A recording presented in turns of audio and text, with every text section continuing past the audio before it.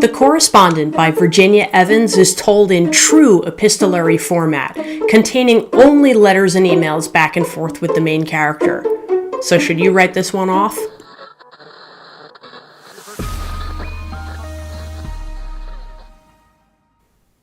Hi, I'm Amanda, and this is Spineless Books, your one-stop, spoiler-free shop for all things audiobook. I picked up The Correspondent after seeing it recommended by Ann Patchett. Now, I think of Ann Patchett as an author who writes slow and really interesting weaving character stories. And true to form, this book is like an Ann Patchett book in that way. It's definitely a slow burn, and it definitely requires patience, so I think it's important to know that before you go into this one. The Correspondent is settled around 73-year-old Sybil Van Antwerp, who writes letters and emails to pretty much everyone she knows. They range from her brother who lives abroad, to her child, to her neighbor who she sees almost every day. She really writes to absolutely everyone. As a result, this book takes a little while to pick up on what's actually going on, because you're listening to letters and emails, and honestly, how much controversy and action can you squeeze into all of those? It takes a while to build up to the plot, and as a result, this book does require a lot of patience. Each of the characters is extremely different from the others. In fact, there's clarity in who it is because you hear the address or email address of each character, the to and from, essentially, at the beginning of each correspondence. Now, as an audiobook listener, that part felt weird and awkward, but I can understand how if you were reading this on paper, it would feel completely normal, because you would glance at it, see who it was from, and just move on to the meat of the letter.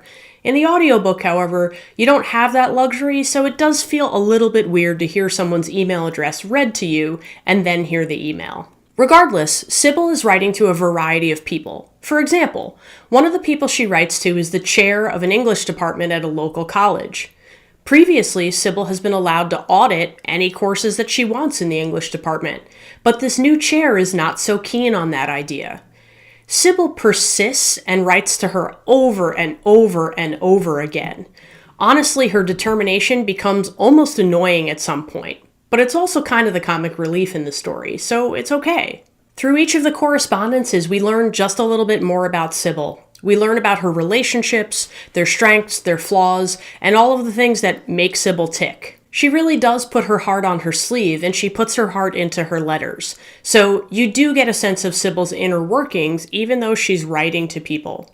Sybil likes to write to people because she feels like she can process her thoughts and formulate them exactly the way she wants, and that's helpful for us as readers. The audiobook featured a different narrator for every character, and honestly, I kind of found like it might have been unnecessary.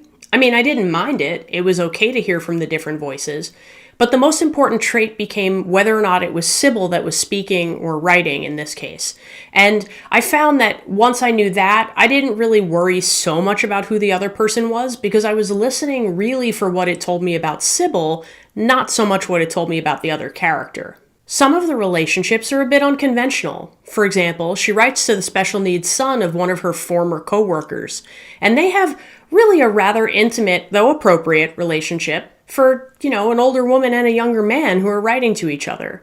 They really reveal a lot to each other, and I think this is one of Sybil's most raw relationships through letters, and one I found rather interesting. There are themes of aging, reflection, revisiting the past, and Sybil is dealing with all of these through her correspondence. She uses letters to process things that she had previously put aside and wasn't really focused on and now is creeping back into her life.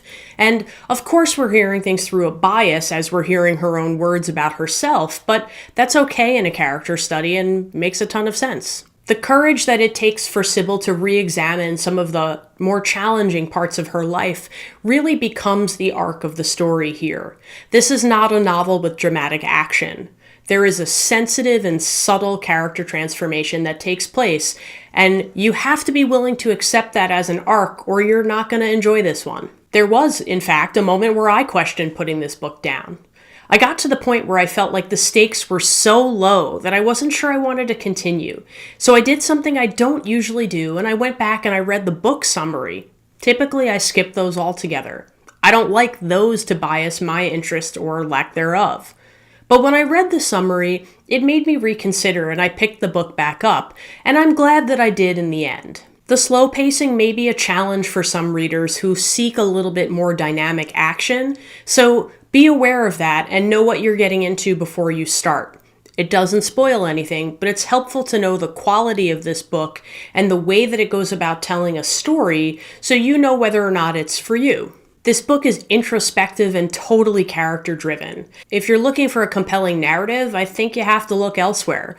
But if you're looking for a beautiful character study that really has a lot going for it, then I think you should pick this one up. Overall, if I'm totally honest, I'm not really sure how I feel about this one. When I initially rated it right after finishing the story, I rated it a 3.5, but I'm beginning to feel like that may have been a bit harsh. I think this book has grown on me, and I've begun to think more about how difficult it would have been for the author to fully realize a character with just letters and emails. So my respect for this book has grown overall. I'm not 100% sure what I would give it as a rating now, but I know that a lot of people I've spoken to either love it or hate it. So I'm really curious if you've read it, if you'd let me know which camp you're in.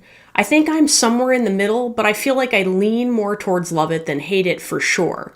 But remember, you might love what I hate and hate what I love. So make your own opinion, but thanks for listening to mine. See you next time.